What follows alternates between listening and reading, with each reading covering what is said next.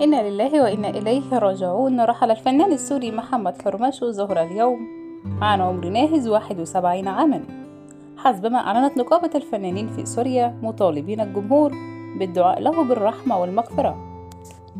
ومن المقرر أن تستقبل أسرة الفنان محمد حرماشو العزاء في الفقيد لمدة 3 أيام متواصلة، اعتبارا من الساعة 6 مساء حتى 10 مساء، داخل صالة العزاء في قرية البهلولية، فيما شيعت الجنازة ظهر اليوم. ونعت نقابة الفنانين في سوريا الفنان محمد حرماشو عبر صفحتها الرسمية على موقع التواصل الاجتماعي فيسبوك: لروح فقدنا الرحمة والسكينة، ولنا ولكم ولأسرته خالص العزاء والصبر والسلوان. يذكر أن الفنان محمد حرماشو عين في نقابة المهن التمثيلية عام 1985، وكان يبلغ من العمر 20 عاما فقط.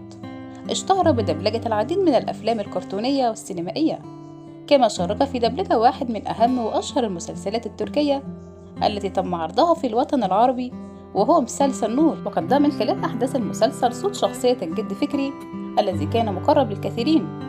شارك محمد حرماشو أيضا في المسلسل الشهير باب الحارة في أحداث المسلسل على مدار ال5 أجزاء التي تم إنتاجها.